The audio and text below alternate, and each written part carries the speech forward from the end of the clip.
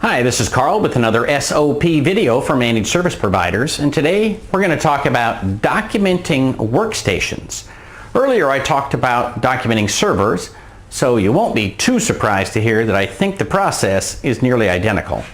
It starts with when you order your desktop machines, you're going to get a packing slip, but more importantly, you've got the spec sheet from the distributor website that lists out all kinds of juicy information like the processor, the hard disk space, the RAM, what kind of graphics cards you have, so forth and so on. So you start with that.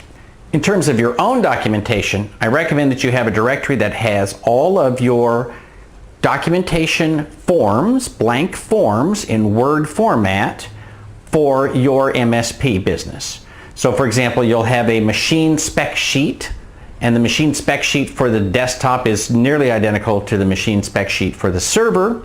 So you're going to fill that out. Then you should have client-specific forms for building the actual checklist. I'm building up 3 machines for this client, so I printed off 3 copies of their specific machine build checklist. It's about 4 pages, and it lists the specific details about their network, their DHCP settings, their server, their shares, their printers, and so forth. Every office is a little bit different, so I print off 1 copy of this, go through it with 1 machine, and that way I can fine-tune that checklist and go through the other machines much more quickly. As with the server, I've got my handy-dandy little pouches and my label maker, so I can label each of these things so that I know which machine goes with which documentation. And into the pouch I put the recovery DVDs, the warranty information, any support information, whatever came in the box. I'm going to put in there, I've got it all in one place for that one specific machine. I'm going to make 3 labels. 1 goes on a pouch, 1 goes on the machine itself, and 1, go ahead and put that onto the machine spec sheet so that we know that we have the exact same name on everything, and it makes life very easy.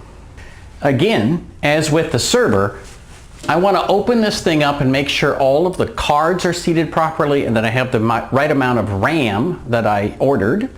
Also in this case, I'm going to be adding some RAM to these machines, so I want to make sure that they've got enough slots. I should be able to get that from the spec sheet at the distributor, but you can't guarantee.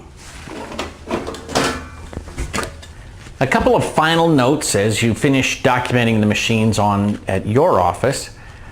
First, you're going to do most of the configuration at your office. That way you can do it at your time. You can have 3 or 4 machines going at once. You just walk by and hit enter, enter, enter, that sort of thing. Then you got to box them up, take them to the client's office.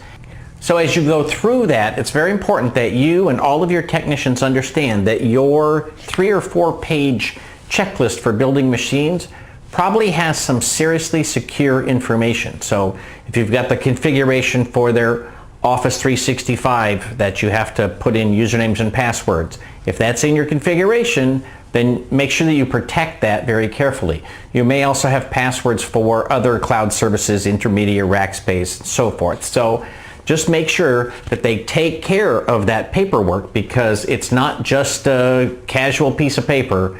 If it's got usernames and passwords, it's critically important for the safety of that client's information.